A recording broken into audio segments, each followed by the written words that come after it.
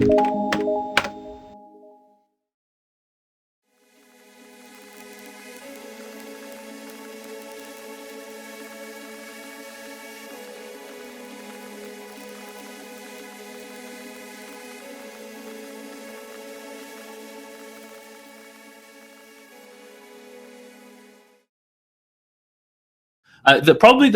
are two of the areas of this ceremony that are most cultish, where people criticize that and say, well, this is pretty cultish.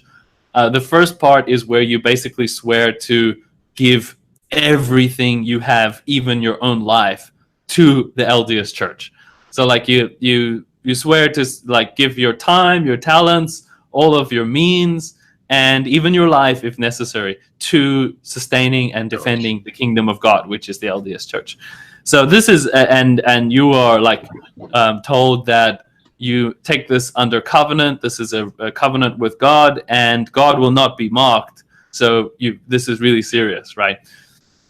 And then later on, there's something called the prayer circle, which is right at the end, which basically has a bunch of people standing together using Masonic handshakes around a pedestal, and they basically say a special prayer to God, etc. And so anyway, the whole ceremony, again, available online. If you really have the time and the interest, you can basically watch the whole thing. I have seen some of it, and I think it is really fascinating. What comes to mind when I watch it is what we mentioned before, is the Masons. Now, there is a reason behind that, isn't there? Yes, because basically, and this is one of those most obvious things that Mormons have to really stare in the face and to believe they have to do mental gymnastics, because like literally weeks after Joseph Smith became a Freemason, he then said, God gave me a revelation, and here's the temple ceremony, and it contained all of the same handshakes and signs and symbols as the Freemasons. It was really literally, and the apron, no doubt, as well. Yeah, the apron. Yeah, and I think this brings us to what people call the magical underwear garments. So when you go through the endowment for the first time for yourself, you are given a garment, which is essentially underwear, and this underwear is actually now again the LDS Church themselves have publicly shown pictures of it, and probably due to pressure. And the underwear has certain symbols on it that correspond with those Masonic handshakes and so on. So it's all really connected. Like there are a lot of connected ideas, right?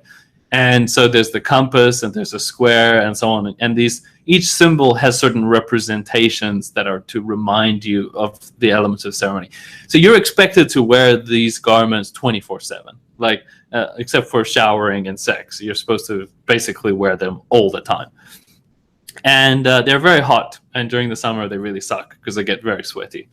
And so they're usually nylon kind of garments. So can you assume when you see Mormon missionaries in your street that they have got these on? Absolutely. There's no doubt. In fact, you can tell because Mormon missionaries are usually wearing white shirts. Look for a curve, like a long curve going along their chest like this, and that is the lining of the garment. And you'll every single time you'll notice it.